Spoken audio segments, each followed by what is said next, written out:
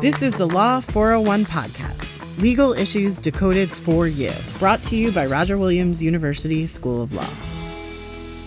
Welcome back to Law 401, Legal Issues Decoded. I'm Michael Donnelly Boylan. I'm an associate dean at Roger Williams University School of Law, as well as a non-lawyer, which is weird for a legal podcast. Nicole. And a non-Rhode Islander. I am Nicole. I am a professor and I'm a librarian. I'm an assistant dean of something, and I am a Rhode Islander and really excited about today's episode. Michael and listeners, when Taylor Swift is in the news, I am always so excited and hoping it has something to do with Rhode Island law, and today it does. Well, as the more resident Swiftie of the two of us, for once the more pop culture literate one. Well, that really hurts me. I'm excited too. And so today we're talking about the quote-unquote so-called Taylor Swift tax. The official title is the Non-Owner Occupied Property Tax Act. It passed earlier this year and it has sparked some big questions about fairness and taxation and, surprisingly, housing. And yes, the nickname actually comes from Taylor Swift's holiday house down in Watch Hill, the same one that she wrote about in The Last Great American Dynasty. Which I like. Do you like? I love that album. Obsessed with that album. I'm a big fan of that song Betty on that album because it does such a good job telling a story. But speaking of telling a story, that's what we're going to do today. And the story of this goes way beyond a coastal mansion, and it involves a lot of Rhode Island tax policy. Joining us today is Senator Meghan Kallman from Pawtucket, the bill's sponsor, to unpack how this policy works and what it means for Rhode Islanders. Welcome, Senator Kallman. Can you introduce yourself? Yes, thank you so much for having me. My name is Meghan Kallman, and it is my immense privilege to represent District 15 in the Rhode Island Senate. That includes about half of the city of Pawtucket and a chunk of Providence on the east side. All right. You want to get into it? Yeah, let's get into it. Let's get into it. What problem were you trying to solve when you introduced this Taylor Swift tax law? Thanks. That's a great question. And there are two problems. One of the reasons why I like this project. So the first thing is that Rhode Island's tax code is upside down. People who make less money pay proportionally much, much more in all kinds of taxes, income taxes and property taxes. And people who make more money pay relatively less. That is not fair. And that is what we call a regressive tax code. So instead of being progressive, where the people who make more pay more, the people who make less pay more. And that's not what we want. Certainly, that's not my vision of a just tax code. The other problem, and this is a very significant one, is that Rhode Island has lagged the entire country in the construction of housing for the last 30-ish years. We've literally been dead last. And that started to change about 5 years ago in the General Assembly. And there's been a lot of leadership in both chambers on this issue. But we all looked around and said, oh, we got to do something about this. This is a serious problem. And so what has followed since then is a spate of housing bills having to do with zoning, having to do with incentives, having to do with funding, having to do with making it easier to build and maintain housing that is affordable for people in the community. One of the big sort of glaring pieces of this are these very, very expensive houses that are owned by people who don't live in the state and that sit empty for much of the year. And so a program like this is designed both to address some inequities in the tax code and also to address the housing issues. So for the average Rhode Islander, right, who's just sitting at home, why should they care about tax policy around this kind of issue on, millionaires' homes? Why does that affect the average Rhode Islander? Well, I would say for one, because they pay relatively more and proportionally more than most millionaires and indeed billionaires do. And again, that's upside down. That's not fair. But also because we as a state are responsible for putting together the kinds of zoning laws and also the kinds of tax codes that makes it easy and possible to build homes that average Rhode Islanders can afford. That's where we have been short for the last, most of my lifetime. And that's one of the problems that we're trying to fix. But I also don't think it is news to the average Rhode Islander that they're getting screwed by the tax code, right? People are feeling this between the government shutdown and everything else that has gone on in the last, year, shall we say 8 months. It has become abundantly clear that working people are being asked to shoulder the burdens while people who are millionaires, billionaires are, shall we say, making out quite well from the current economic environment. So this is one of our efforts to say, no, working people, we have your backs. This is what state government is for.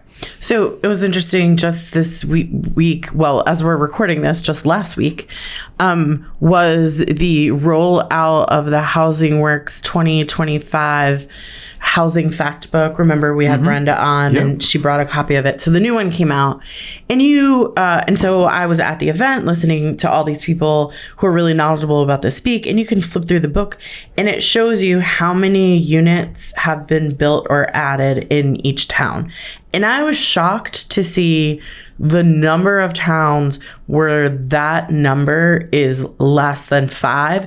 Some towns where it's 0. Like since the last fact book, and again, I don't exactly know what time period that is, but the last year since the last one came out, they've added no new houses, like none. And then there's like a sort of single family homes number and then like an apartment or townhouse number. But it was shocking to see how low it is.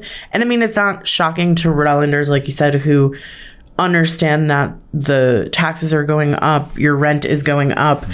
Your apartment is harder to find. When you sell or buy a house, it's more competitive. I mean, everybody sort of knows this, but I don't think like the average Rhode Islander thinks about tax policy or necessarily connects it in any way. Yeah. Yeah. And I think that's one of the reasons why podcasts like this are really helpful, because it's kind of dense, nerdy stuff. But basically, if you make the sort of ABCs of tax policy, right, is that if you make taxes higher on something, you sort of disincentivize it. And if you make taxes lower on something, you incentivize it. And it also depends on who the people are who are likely to be using that resource. So in the case of, like, for instance, the Taylor Swift tax, the people who own second homes valued at over $1 million. So this isn't like, a cottage in the woods that's $300,000 and doesn't have running water. It's a place that's been in your family for generations. That is not what this is about. This is about Taylor Swift's mansion, for instance, which I think is valued at near $30 million. Taylor Swift herself is worth $1.6 billion. So, an increase in taxes for her second home, at which she spends very, very little time, is a drop in the bucket, right? Like, it does not hurt her and it helps us, right? This is how we make good tax policy, by looking at who is not shouldering their fair share, looking at who is overpaying. And that is the working families of our state, and has been for, again, 3 decades more, and seeing how we can equalize that a little bit. So what do you say to the critics that, I assume the argument goes a little something like this? You just said that higher taxes disincentivize some behavior. Lower taxes theoretically incentivize some behavior. What do you say to people who are saying, well, are we disincentivizing people with a lot of money to spend in our state from coming to our state? Like, why wouldn't Taylor Swift just move her mansion to, I don't know, Pennsylvania, a state with better taxes? That's theoretical. I have no idea. It's not as beautiful as Rhode Island, so that's thing number one. There's a rumor she's buying a mansion in Doylestown. Okay. For real. Wow. From with $1.6 billion, you can buy as many mansions as you like, probably, absolutely, right? Can. Yep. And I want to be clear here, right? I'm a musician. Taylor Swift's songwriting is really excellent. And I wish I could take credit for the name Taylor Swift tax. That actually came from former Governor Raimondo, and her comms team can be credited for the moniker. It's just not borne out in the data. The Economic Progress Institute, among many others, have actually looked at this. And millionaire flight is a myth, right? People tend to move for weather. They tend to move for jobs, and they tend to move for families. That's what the numbers say. And so there's a lot of threats of like, well, they're going to move. They don't move, actually. Why would you move away from Rhode Island? You have this gorgeous beach house in Westerly. Like, again, the increase in taxes that Taylor Swift, for instance, would be asked to pay under a law like this is negligible for her. She is fine. And we just don't see that happening. The other thing I would add, though, is that this argument that, like, we're disincentivizing success, we have been doing that in the tax code by privileging millionaires and billionaires, again, for decades. And because it's been slow and sort of underreported on and under-discussed, again, working people have been railroaded. And they know it, right? We all know it. We've all seen our grocery bills go up, and we've all seen housing get harder to find. And so again, who's being punished for their success now, right? And it's us, and it has been us. The name Taylor Swift tax it's super sticky. I was talking to a friend of mine in Austin, Texas last night, and he knew about the Taylor Swift tax. This has gotten so much national attention. How do you sort of separate that pop culture moment where this is getting captured because it's Taylor Swift and her new album's out, from the noise and the sort of bad blood, shall we call it, that seems to be popping up from people who are angry about this? And how do you separate tax policy from the noise? Again, I would say that the only objections that I have heard from this bill have been from people in California and one in Ohio. My district has been vocally supportive of this, again, because I represent a community that has been really struggling to find affordable housing. And, there are middle-class neighborhoods in my community, in my district. But even their folks, kids are moving home from college because they can't find a place to rent. And frankly, Taylor Swift's going to be fine. If you are a person who lives full-time in California and owns 3 buildings in Rhode Island that fall into the category of second homes worth over $1 million, again, I would say that my first job is to steward the well-being of the working people in my district and in our state, right? And this is what a fair tax code looks like. If you have the privilege of owning multiple houses that are not your primary residence, that are valued at over $1 million, then you have the responsibility to contribute fairly to the tax code. There is an exception. There is an exception. Can you talk a little bit about the exception that's in the statute? Where did it come from and who does it, accept, protect? Yeah. There is an exception, and the exception is if your building is rented, then you are exempt from the non-owner occupied property tax. And the reason for that is because, as I said at the beginning, we are trying to incentivize housing. Now, to be fair, I don't think many of these multi-million-dollar mansions are particularly useful as rental properties. They're not affordable for families, and people wouldn't be staying there year round anyway. But we did want to have a provision in the law that said, hey, look, if you make this available as housing for the members of the Rhode Island community, then we'll let you off the hook here. And, again, I think it bears repeating that about half of the homes in Rhode Island that fall into this category, over $1 million, were bought by out-of-state buyers last year. And that's significant because people who vacation in a place and people who live in a place contribute very, very different things to the economy. Both of them are important, right? Tourist dollars, and we love welcoming people to our community and showing them what we're about, and our beaches are gorgeous. But these high value properties are often vacation homes that don't actually contribute much to the local economy over the course of the year. So they use public resources, but they don't actually put into that economy regularly. So you'll go out for dinner a lot, for instance, while you're in town, but you're not a member of the PTA, and you're not actually patronizing the coffee shop in January. And in the meantime, the people who work at the coffee shop in January are commuting 45 minutes in because they cannot find a place to live that is proximate, right? So year-round residents are shouldering the costs of the services that we all rely on: public schools, roads, buses. And so a proposition like this helps balance the scales. So to be clear, if Taylor Swift decided to Airbnb her house out, holiday house out, for 6 months of the year, she could avoid taxes? Because I will pay for that. You'll pay for that. There are some qualifications around length of rental period. Mm-hmm. But basically, if you make your house available for housing it has a minimum rental period in it, right? So we're not trying to just turn it over into Airbnbs. We're trying to create housing. Damn. I know. It would break my bank to probably be in that house for just one night. It's a beautiful place, though. Well, we're living in the new Gilded Age. So there's also the same issue in Newport with all of these billionaires buying up these Gilded Age mansions who want to relive the 1880s, right? So, was this bill based on something you saw somewhere else? Well, so this bill, actually, former Governor Gina Raimondo had this as a proposition in a budget a number of years ago. It never went anywhere at the time, but this was something that myself and some advocates we were looking at tax equity proposals that had been floated in the state before.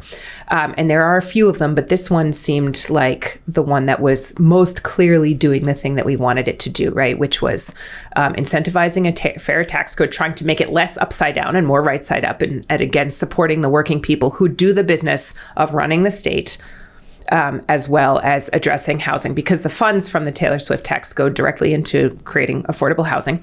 And that is the thing we desperately, desperately need. And again, between the tariffs and all of the volatility in the international markets, that is, again, a thing that the state continues to need to support. People are really struggling now. We know they're really struggling, but isn't it a situation where any amount of money someone spends in a state we would want? And so shouldn't we make sure to incentivize any amount of coming to Rhode Island, buying a house and spending here? I mean, in some ways, yes, but the data, again, does not suggest that programs like this disincentivize people at all. People in this tax bracket and in this income bracket, it doesn't matter, right? It just doesn't. For you or for me, who pay taxes on our houses that represent, a fair, or as part of our rent that represent like a fairly significant portion of our income, that matters to us. But when you're talking about somebody whose income is in the billions, they're going to come whether or not they are asked to, support the Rhode Island economy in a more equitable fashion via tax programs like this. So what I hear you saying is these are concerns. They're concerns people have talked about, but the data from, you said the data doesn't show it out. Policy, the Economic Progress Institute. Massachusetts has a millionaire's tax. They actually passed that by public referendum. I think it was 2022 or 2023. They put it on the ballot. It passed overwhelmingly. It still attracts people and businesses. Massachusetts' economy is stronger than ours. And our modest property tax is not going to stop people from wanting to live in one of the most beautiful places in the country, even if it's only for, 5 weeks a year. But also, as another example, Los Angeles did a program like this, and it launched its largest ever affordable housing funding round not too long ago. And they were offering $387 million to developers for affordable housing. And the majority comes from their program that they call the mansion tax, which is basically the same as us. The threshold is a little bit different. And so, other places are doing this. The data just does not show that people leave places they would otherwise want to be, especially when they have that much money. It just doesn't show it. So let's talk the legal process here for a second, sort of bring it back to the reason for the podcast. How does a bill like this go from concept to law? What are the steps that it went through? Yeah, well, this is a great question because there are so many possible ways that this could happen. So in this case, I was working with the Economic Progress Institute and a number of advocates in the community who are interested in a fair tax code, right? Because the problem of working people paying relatively more of our income compared to millionaires and billionaires is not new, right? This didn't just happen 5 years ago.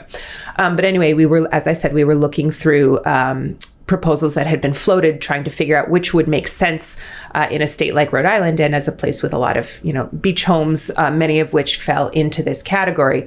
We decided that this was something that we would want to pursue. And so at that time, this was in the legislative session of 2021, we sat down with some of the policy folks from within my chamber, and we said, what is it that we are trying to accomplish? What is the existing language that was, floated in this proposal a while ago? How do we modify that so that it's a standalone bill? The original proposal actually had some other components in there. It was a tax on capital gains and stuff like that. And so it gets drafted. You have a bill on the House side, which is my colleagues on the other side of the building, the House of Representatives. You have a bill on my side, the Senate, and then the bill goes for hearing. It gets assigned to a committee sort of based on what the content of the bill was. This bill has always gone to the Finance Committee because it has major financial implications. And it has a hearing, at which point the community members are encouraged to come out and talk about what this bill means and why they support it or why they don't support it. The committee hears it. Usually it's held for further study, which basically means the committee needs to digest what it has heard and decide what to do. And then in some bills, these bills get passed as what are called standalone bills. So they don't need to be included as part of the budget or anything like that. They just, like for instance, I have other housing bills that change zoning laws and they get passed out of committee on one side and they get passed out of committee on the other side. They go to the floor. They get passed through the floor on each side. I mean, there's typically some negotiation that goes on while that's happening. Some advocates like this piece, some advocates don't like this other piece. What part can we take out? What part do we need to leave in? So there's plenty of, conversation about that. And then it gets, signed, sent to the other side, signed. In a case like this, bills that have implications for the budget have to be included as part of the budget, basically so that our budget balances. So if we're going to be bringing in money, for instance, with a tax like this, we need to make sure that that's accounted for in the budget. So what something like that means is that we'll take the language of the bill, and then we will incorporate it into the budget as an amendment. And then it passes as part of the bigger budget, which is itself a law, right? So it's not optional. But this got incorporated into the budget because it had financial implications, because we were, raising money off this. So we had to decide where that money was going to go. Can I ask some follow-up questions? Please. Sure. One is, if I am somebody who if I'm a giant nerd and I want to read more, You're in good company. about the statements that people made for and against this at the committee level. Yeah. Is that available online? It sure is. And on the Rhode Island Legislature's website, maybe we could put a link. It's a little bit hard to navigate to. A link in the show notes. And I think it's also helpful for us to put, I'm sure the EPI has some information on their website about it. I think that would also be helpful, because what I find the comments from people are, I really liked what you're saying, I got stuck and I needed you to explain it more or to go slower. Yeah. So I'm, one, trying to slow us down, but two, I think it's good for us to put these in the show notes so people can look it up later. Do some homework. Yeah. Great. I'm a professor. We like homework. There's 2 professors here, so clearly you like homework. There'll be so much reading for you to do. Yes. So on the Rhode Island Legislature's website, there are archived videos of all of the hearings, so you could actually go and watch the hearing for this. And shout out to Capital TV. Yeah, Capital TV. They are relentless, by the way. They work tirelessly to make sure that everything goes up. And again, this is part of what open government is so that you can watch what the people who represent you do and say in your name. Nicole watches The Real Housewives and Capital TV. To be clear, this is the best kind of nerd. Yeah, to me, it is like the Rhode Island, that Real Housewives of Rhode Island, before we even have the Real Housewives of Rhode Island. Off camera, I will tell you more about this. Great. I can't wait.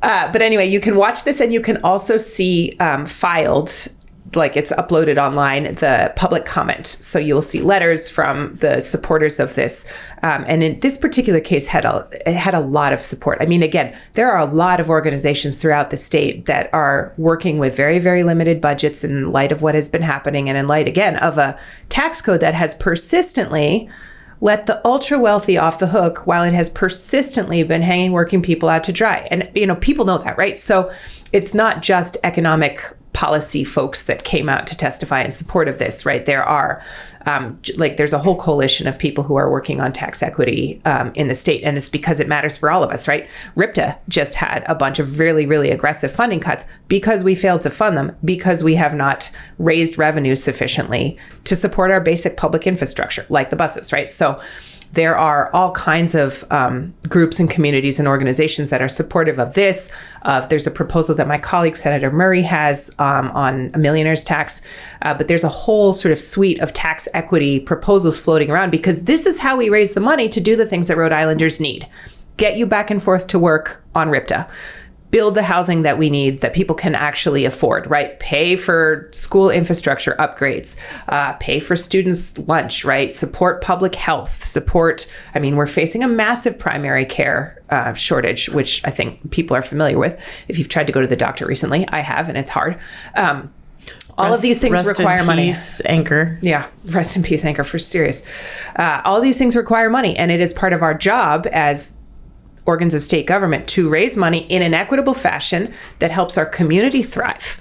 And we have not been doing that. And this is a really important step towards doing that in a fairer way. And I will say that the General Assembly in the last couple of years has, we passed a conveyance tax. That was also a bill that I sponsored in, I think it was 2021 or 2022, but it was the only progressive tax reform that made it into the budget that year as well.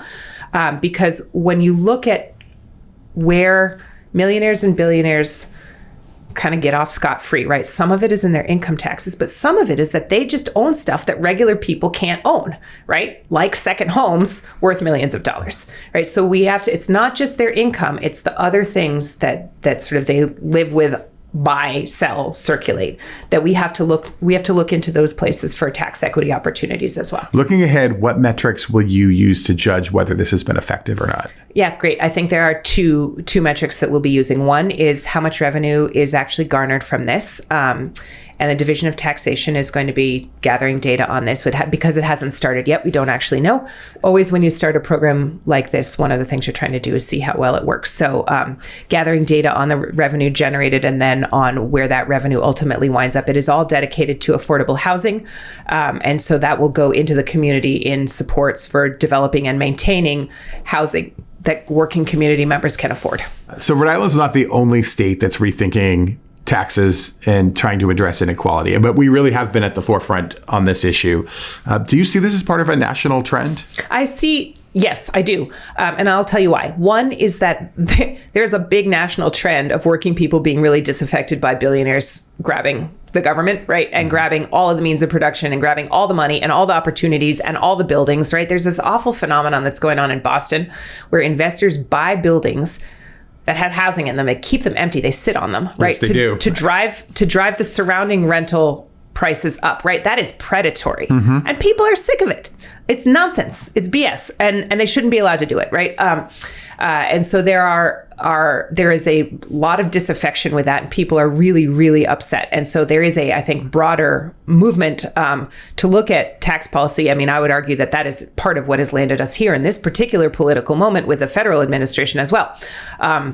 But as of early 2024, there were 17 cities and counties that have progressive taxes on high-end real estate. So those are, again, often known as mansion taxes. A number of others are considering the proposal. I don't actually know how many passed in early 2025, and I know that there are still some legislatures in session considering this. And together, these have raised nearly $3 billion in annual revenue just in the last 2024, 2025, right? So that's not nothing. You can build some housing with that.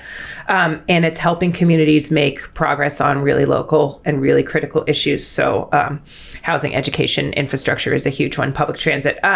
Mansion taxes have actually been around since 1982. I was born in 1983, so they've been around slightly longer than I have. But the momentum of them has been accelerating in recent years because, as you said at the beginning, we are living in the most profound era of economic inequality since the Gilded Age, and the advent of like mansions and billionaires having lots of them has intensified a lot in recent decades. A lot of this has happened between 2018 and now, right? So when the economic inequality started to become particularly pointed and visible, and people were really feeling it on the daily, and they play an important role, these mansion taxes, in sort of rebalancing upside down tax codes. They advance racial and economic equality through their investment in infrastructure and also investment in housing, and they're raising new revenue to build much more resilient and inclusive communities. That's the goal anyway. And more to the point, they have been very popular with voters. So, right, the guy in California can call and yell at me and yell at my assistant, which he has done. But when you put it on the ballot, measures to enact or expand mansion taxes have succeeded 86% of the time, right? So again, the data just shows that this is a thing that people support. And if you are caught in it, you're probably going to be grumpy. But again, you're a millionaire, probably a billionaire. So it's just your job. Time to step up. Sounds about as popular as Life of a Showgirl. Indeed. So I love a pop culture moment. Do you think when it comes to talking about law or tax policy or what's going on in politics, it makes it easier for the average person to talk about these issues or engage with these issues if it has this big pop culture catchphrase, or do you think it makes it more difficult? I think both in some ways, right? So when this, I was on NBC talking about this bill a couple of weeks ago, and I watched the Instagram clip, and there was 20,000 comments on it or something. So Don't read the comments. Well, I looked at a couple. Again, I'm a sociologist, so I have this sort of sociological curiosity about some of it. And some of it was people who were like, blah, blah, blah, why, punishing success. And again, we've talked about this a lot, and for various reasons, that's not an argument that I find particularly compelling. But there was this one woman who weighed in, and she said something like, you'll notice that Taylor Swift has not weighed in on this because she's a big girl and she pays her taxes out of recognition of her own success. And I was like, that's it. I'm done reading. I found gold in the comment section, and I'm going to call it right there. And I actually have to say, I don't think she's entirely wrong, right? I would I cherish this dream that Taylor Swift will like call my office and be like, can I do a press conference with you about this, because tax equity is important, because she's awesome like that, right? Like her politics. Okay, I'm sorry. Can we stop for a minute and put this into the universe? Can we all just like, if you're listening at home, can you stop and think, oh, please let Taylor Swift call Senator Kallman for a joint Rhode Island at the State House, at her mansion, anywhere she wants. Oh, anywhere she wants. The local Dells, wherever, and put it in the universe that Taylor Swift says, hey, progressive tax policy is the new thing, and we should all do it. That's a love story worth telling. She's much more likely to write it into a song with a veiled threat. I'm just saying. I don't think that's true.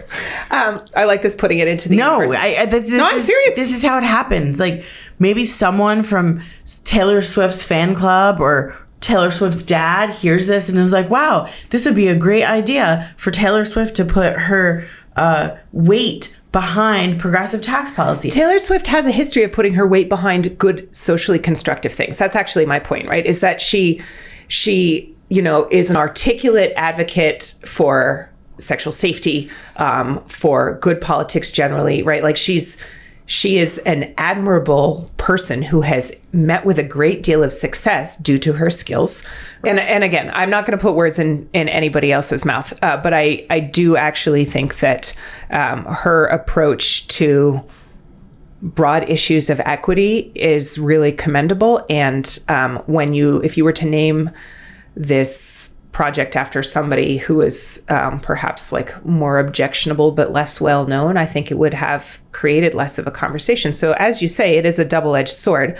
And it bears repeating that as a musician myself, I'm particularly into Taylor Swift songwriting. I mean, it's interesting stuff. And I am also into her public approach of responsibly stewarding her resources, and also that includes her cultural resources. And she has continued to do that for the entirety of her career. And I think that this would be a good topic for, I don't know, a class for a local sociology professor. For instance, yeah.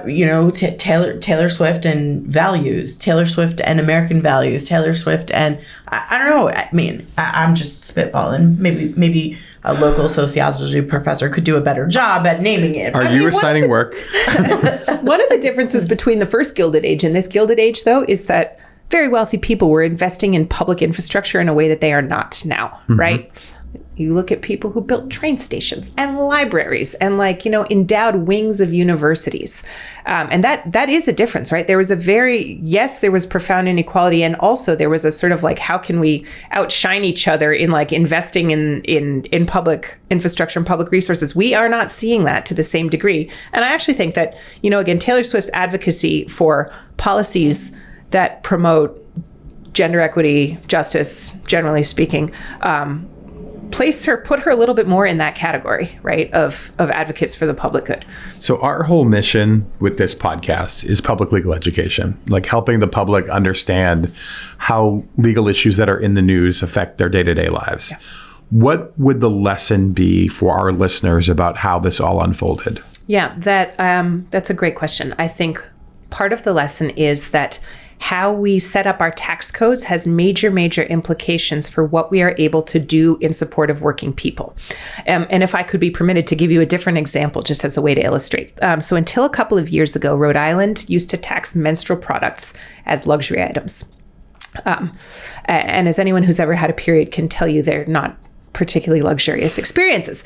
And then over the course of people's lives, we ran some numbers. You could pay for like a college credit with just the amount of tax that you pay over the course of like an average menstruating person's average menstruating life.